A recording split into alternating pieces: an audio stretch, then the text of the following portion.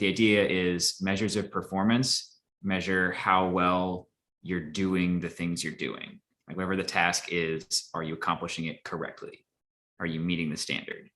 And then measures of effectiveness, which is way harder to measure sometimes, but way more important, is are the things you're doing actually getting you closer to your goal? And that those are not always the same thing.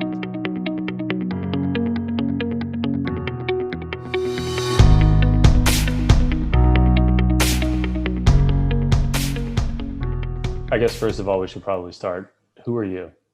I'm Alex Morrow. I am wildly underqualified for my job. I'm a former Army intelligence officer who got really, really lucky. Ended up at the Army Physical Fitness School teaching master fitness trainer for a couple of years. Realized how fun that was. Asked the Army if I could keep doing it. They said no. So I quit and they hired me to do it as a civilian. So here I am. That's awesome. So Alex Morrow starting Mops and Mows. You're not qualified to do fitness, but they'll hire you back as a civilian once you decide to leave active duty. That's pretty perfect. What about you? So my name is Drew Hammond. I am an H2F director. Currently, I'm an H2F director with the Army under 18th Airborne Corps in North Carolina. Prior to that, I spent a long time in the Air Force Special Operations side of the house, first as a strength coach and then as a program director. And I guess if we keep working backwards, prior to that, I was overseas in Scotland doing my postgrad work in Edinburgh. And that was sort of my first really only exposure to professional sport, in the sense that I worked with the international rugby program. I worked with, we'll call it collegiate sport. It was in the United Kingdom, so it's not nearly the same level that I think we would be accustomed to here, but got exposed to a collegiate level of athlete in a variety of different sports, which was a lot of fun. But then before all of that, I was a business major at Chapel Hill with a minor in African studies, and I've used that minor 0 times in my life. I guess my whole career has been on the fitness side. I still consider myself pretty underqualified. I think imposter syndrome is pretty runs rampant in this field. But yeah, we got connected, I think, a year or so ago now at this point, as the Army was rolling out this new holistic health and fitness program. And then ever since then have just been basically talking smack back and forth on Instagram and via text and over the phone, and figured if we're going to do that, we might as well press record and see if we can bring some other folks on to join us. So, yeah, well, I guess, in the spirit of asking each other questions, when you kind of sat down to create Mops and Mows and we discussed the podcast, what would your intent be as an outcome for this thing? Yeah. So as a disclaimer first, like you said, you feel unqualified. I feel like you're the qualified one on the podcast, and I'm here just to like translate things into like Army caveman speak and stuff like that. So until we bring on more qualified guests. That's fair. We'll get really qualified people eventually, and they can talk about it. What I realized is that the information we were trying to push out to people about how to train smarter and better and not hurt themselves so often was really struggling to get out there, and not because of any individual person's fault. Just structurally, people have other jobs to do, way more to learn about it than people really realize. Like you can't really become an expert in how to design physical training programs as like a hobby on the side of your full-time Army job. That's really hard to do. And so what Mops and Mows is a way to like trickle out actionable, simple tools to design programs for soldiers, programs for tactical athletes in general, that are a little bit less injurious and a little bit more effective. I think we're pretty good at making people sore and tired. That's the Mops side of the equation, but focusing a little bit more on helping them actually perform better. This may be because I didn't come from a traditional background of a graduate assistant in college, strength and conditioning intern. And a lot of guys that I work with have gone that route, and it's nothing against that route. But I think being exposed to this population right out of graduate school, and then being forced to sort of modify what I had been taught through that whole program, and a lot of that is through a powerlifting optic or a track and field optic or a field sport optic, and then having to adjust a lot of that into the tactical world, I realized probably later than I wish I had, but after 2 or 3 years, that the tactical athlete paradigm, if you want to call it that, there's really nothing in place that speaks to it as its own thing. So what I mean by that is, if you go to if you go to most weight rooms in the military space, you're going to run into professionals that are trying to adapt, as an example, a football preseason program to a pre-deployment cycle, or a, running program to a group of Navy SEALs before they go off on, a training trip or whatever. Point being, for years now, we've tried so hard to modify. We, as sort of training professionals, have tried so hard to modify an existing paradigm to make sense for an athlete that's sort of fundamentally different from anything that we've ever been exposed to. And we'll get into that kind of down the road. But one of the reasons why discussions with you and with Mops and Mo's and a lot of the things we've talked about has been so encouraging is because it's, to me, sort of a first glimpse at opening up the door to this idea that maybe we're just doing things wrong and maybe we should start talking about how to do things different. Might be a controversial opinion, but I've probably said it enough at this point to where people sort of think of me as the annoying guy that tells them everything that they know is wrong, more or less. Well, I'll challenge that a little bit, and maybe we're doing the things right. Like maybe we are executing them as well as we can, but maybe they're just the wrong things and they're not suited to the environment. And I think like an example of that is like you talked about trying to adapt a model from competitive sport and things like that to this. But we have some way more foundational stuff that we need to address, especially in the conventional military in a lot of cases. And I started realizing this teaching the Master Fitness Trainer course, but it's become more apparent as I bounced around and talked to other organizations.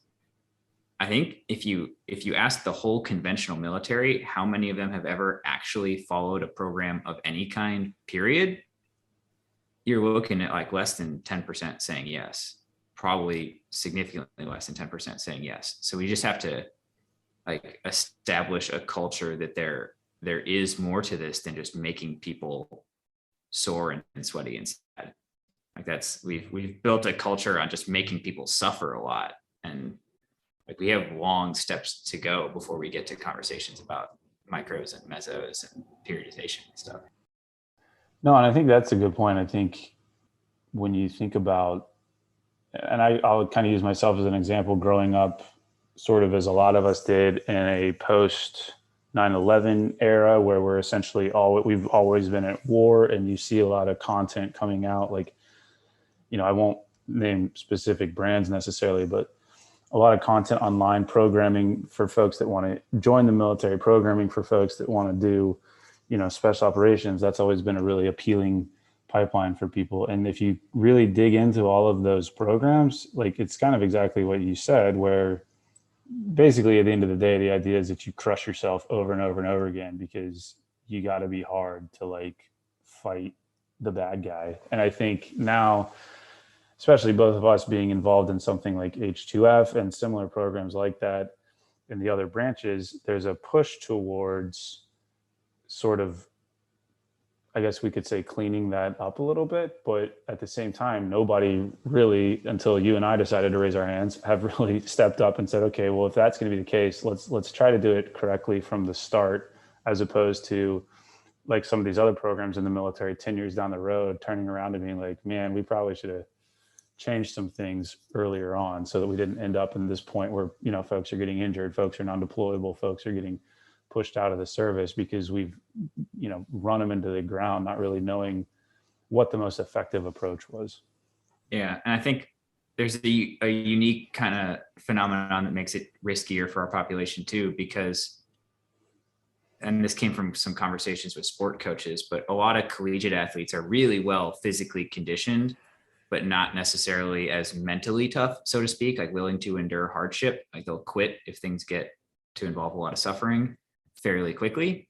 And then on the flip side, we have fairly deconditioned people coming into the military, especially initial entry training, And we don't do a great job of like structured progressive strength and conditioning to build them up very well. But we do a great job of making them mentally tough. Like that is one thing the Army is great at through the process of basic training and a bunch of other schools, is teaching people how to endure suffering.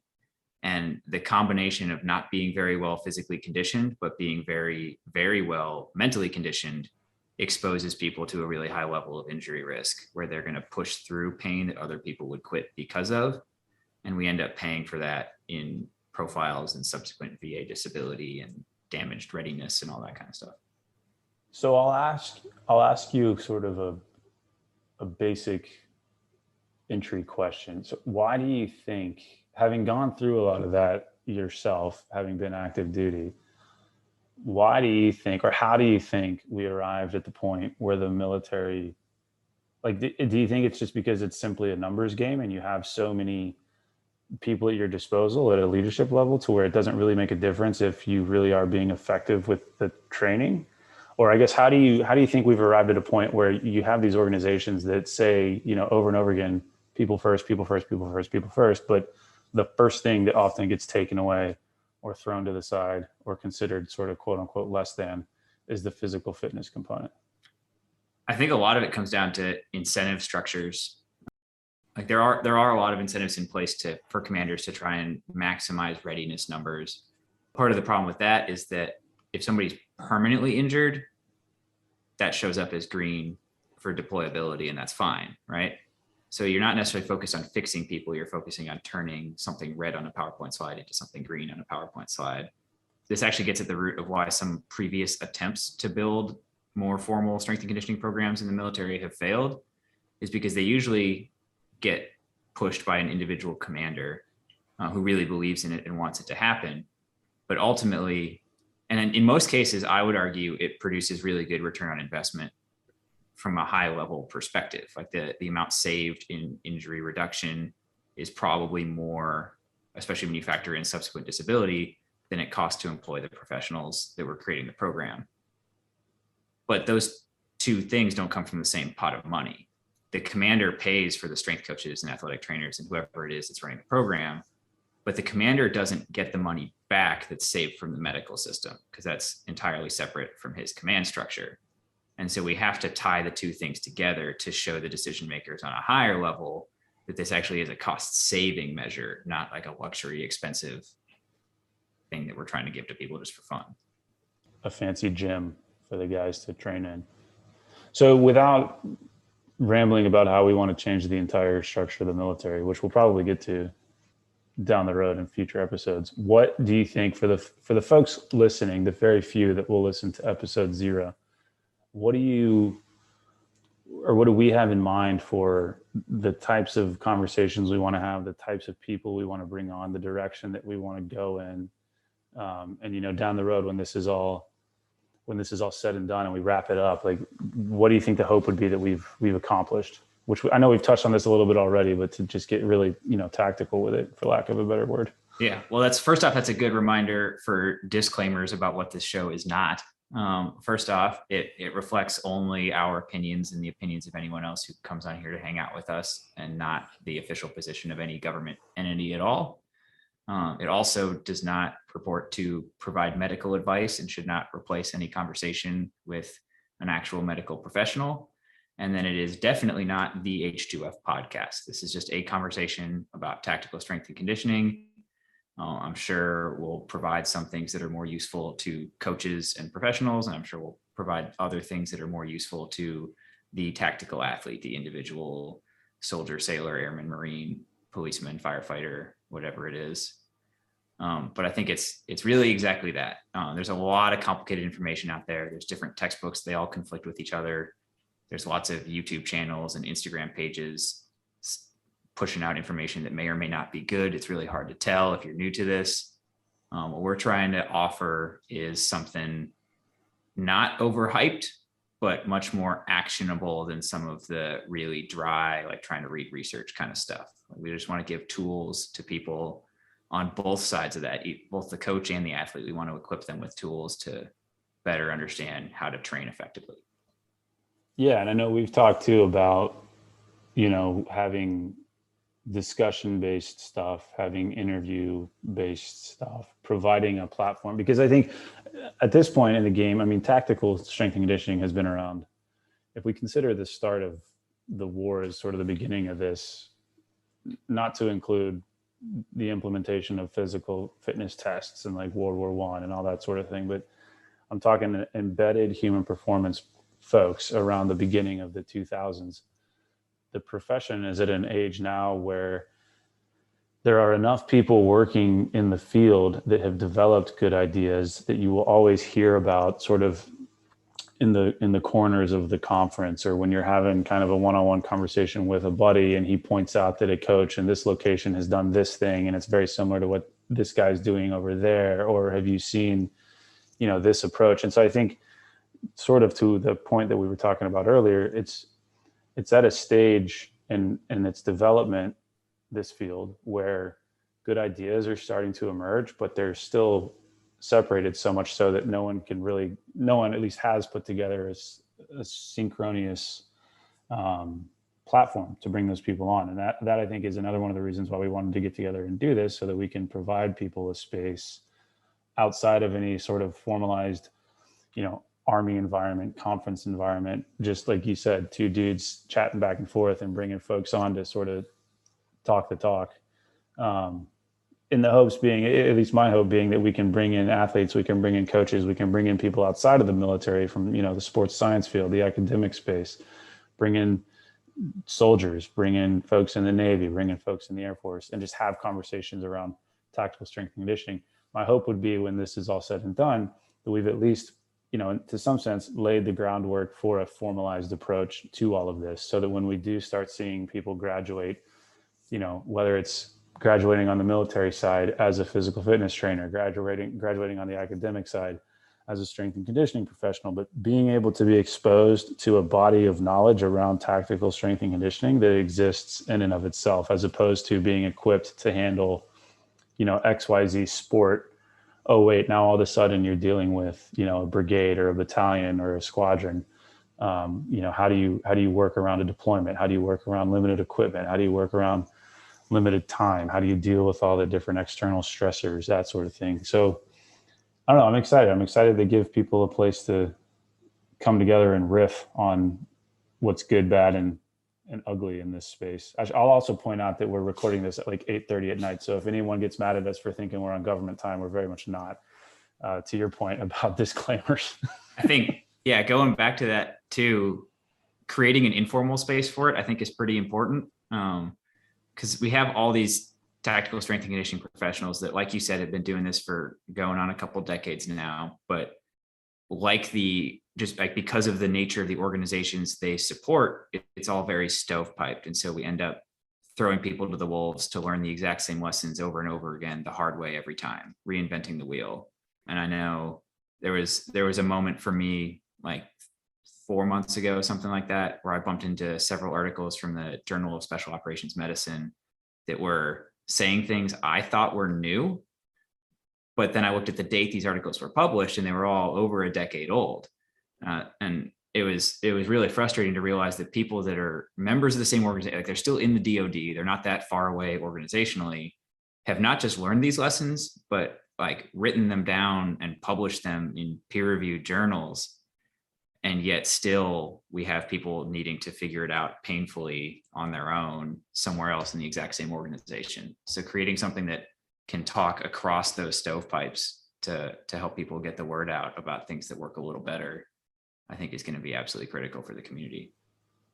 Yeah, things that work better. And I think also too, and this is something that you and I joke about a lot, and to your point about stuff being published and existing, and either people aren't exposed to it or it's sort of considered to be on the fringes and that sort of thing. But I think as a coach myself, one thing that I enjoy doing is exposing other coaches to approaches and lines of thought that might be outside what we're kind of all traditionally taught. Because I think if you pulled any strength and conditioning coach out of the weight room and kind of asked them, you know, what are your top 5 books? What are your top 5 programs? Who are the, you know, top 5 coaches you look up to? You'd probably get roughly the same answers from just about all of them. I mean, you might get some deviation depending on the sport that they work with, but my point there is that we all have been, as coaches, we've all been exposed to pretty much the same body of knowledge over and over and over and over again, despite the fact that a lot of areas that body of knowledge pulls from have moved forward in their development, whether it's physiology, biology, psychology, what have you. And so that is kind of my own personal mission, if you will. And one of the things that I think this platform is going to be good for is opening up some of those conversations around, let's challenge some of the things that we think are appropriate, whether, again, from a training standpoint on the coach's side or the training standpoint on the athlete side. I mean, if you asked any soldier kind of what the appropriate way to train is, you'd probably get most guys pointing at CrossFit. You probably get a bunch of guys pointing at, pick your favorite endurance book. You probably get a bunch of guys telling you that West Side Barbell is what you have to do. And so I think, again, coming full circle with this, it's like to be able to open the conversation up and look outside of what we're sort of traditionally taught, I think is another awesome benefit to this. And back to the initial point around tactical athletes being this kind of new, unique, separate thing, there's probably a lot of goodness in unpacking some of the traditional stuff, because we may find that there's potentially, like you said, a slightly more effective or better way to go about doing this. I don't know if I made a point there or not. I was rambling for a while, but well, that gets at what my role is on this podcast. You said what your personal goal is. My personal goal is to take your ramblings and then distill them down into like something that fits on like a meme that I can post on Instagram. Because that's yes. The attention span people have. Is like I need to create like a 15-second reel or like an image with a 1-sentence quote, and that is what will land. That is what will get people to care about this stuff.